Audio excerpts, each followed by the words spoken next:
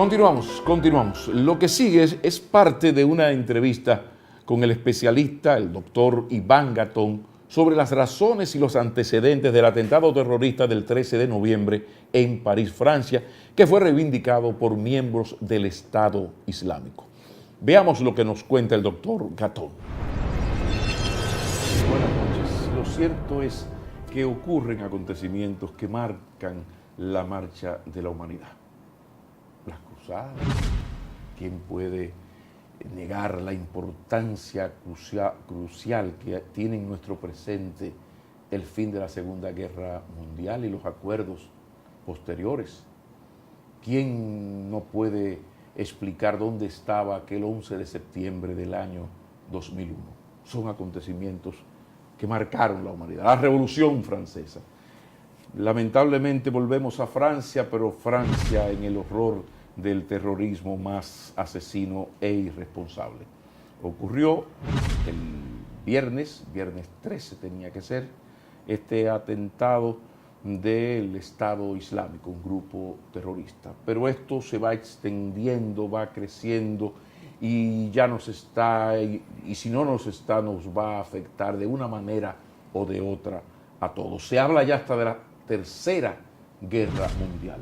Entonces, siguiendo en la línea de este programa, de hablar de lo importante con quien tiene calidades para explicar lo fundamental, vamos a hablar de este tema del Estado Islámico, de Occidente, de esta casi Tercera Guerra Mundial que se ha iniciado. Y lo vamos a hacer con uno de los dominicanos mejor formados en geopolítica y en relaciones internacionales, un acreditado analista de muchos temas, pero en especial de este tema que tiene que ver con Medio Oriente y con Europa. Todo un placer recibir al doctor Iván Gatón. Mis respetos.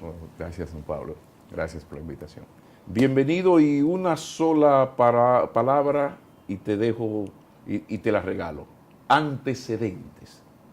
¿Cómo hemos llegado en Occidente aquí? ¿Por qué ha ocurrido esto? Los antecedentes de esta tragedia. El punto para comprender por qué existe un Estado Islámico de Irak y el Levante es Saddam Hussein.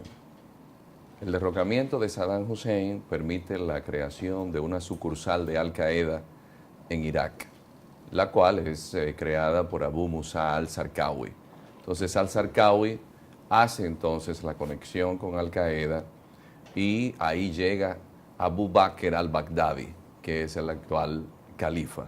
Entonces esa sucursal de Al-Qaeda en Irak, que a la caída de Saddam Hussein tiene la ventaja de que no son solamente ese grupo de yihadistas, sino los sunitas que eran parte de la élite gobernante mientras Saddam estuvo en el gobierno, y que con el derrocamiento de Saddam, luego de todos los años de existencia de Irak como Estado, la hegemonía había sido sunita, no chiita.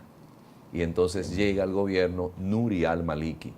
Y Nuri al-Maliki, a quien se sustituye recientemente por al-Badi, lo que hace es darle preeminencia a los chiitas, pero no solamente preeminencia, sino que se saca prácticamente del gobierno y de las altas esferas militares a esos generales sunitas que habían estado con Saddam, los cuales, cuando se arma la guerra civil, porque los sunitas sienten que no se les toma en consideración, se van del lado ¿de quién? De la sucursal de Al-Qaeda, porque es lo único que tienen como refugio ante unos chiitas que le maltrataban. Y de ahí nace el califato. ¿Qué es el califato y qué ubicación territorial tiene? Porque la gente oye Estado Islámico y la ubicación no es tan simple, porque está como repartido. Háblame un poco de esto, porque el enfrentamiento ahora es Occidente contra el Estado Islámico. Háblame de la formación, dónde está, cómo funciona el Estado Islámico, ¿en cuál territorio? Bueno, el Estado Islámico de Irak y el Levante está ubicado en lo que desde la antigüedad se conoce como parte de lo que es la Mesopotamia. Mesos, medio, pótamos, río, esa clase básica que daban en secundaria de historia de la civilización, al lado del Tigris y del Éufrates, donde surgieron las grandes civilizaciones asirias, babilonias, acadias. Entonces, en esa parte, en el norte, que da frontera con Siria, que es donde está Raqqa, que vendría a ser la capital de Ley, que es donde ha estado atacando Francia, y en esa parte de Siria que bordea toda la frontera de Irak, siguiendo luego Irak como en la dirección donde se encuentra el Kurdistán. Entonces, toda esa parte es una extensión de 60.000 kilómetros cuadrados.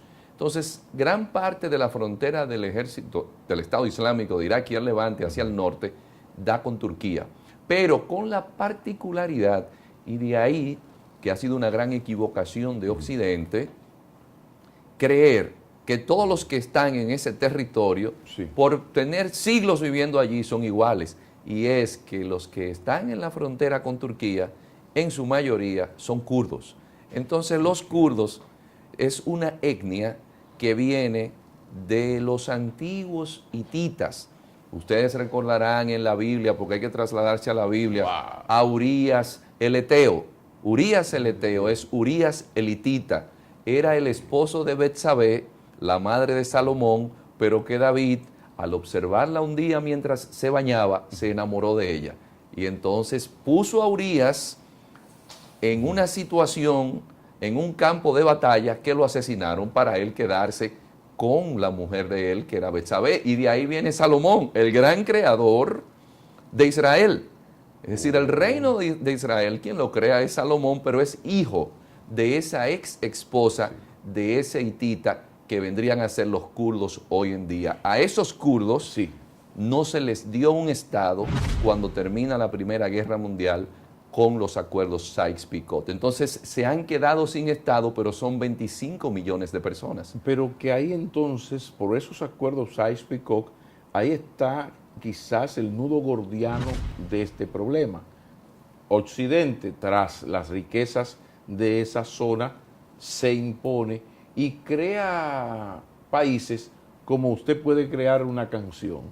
Y pone esto aquí, pone esto acá. Incluso alguien recordaba lo bien delimitada que están esos países, porque son países inventados por Occidente y tú te tomas esto para acá, esto para allá. ¿Hasta dónde esa tradición, tantos años de dominio de Occidente, incluso crear monstruos para que den golpes de Estado en este país, y si va muy bien lo desestabilizo para aprovecharme de sus materias? ¿Hasta dónde en todo esto hay un gran culpable que es Occidente y las clases dirigentes de esos países que no han sido capaces de tener el mínimo respeto a esos pueblos? Y me he detenido aquí por los kurdos.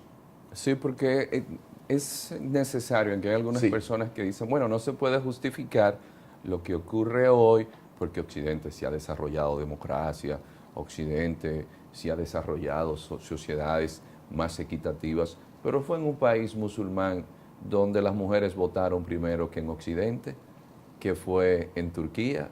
Fue en el mundo musulmán donde a las mujeres se les permitió, a pesar de todo, heredar, aunque fuese la mitad, porque en Europa las mujeres todavía en el siglo XIX no heredaban. En España una mujer podía tener una cuenta de banco si iba con el esposo, en la dictadura de Franco, que eso fue hasta ayer. Entonces, el Islam, lo que sucedió fue que como civilización fue adelantada a Occidente.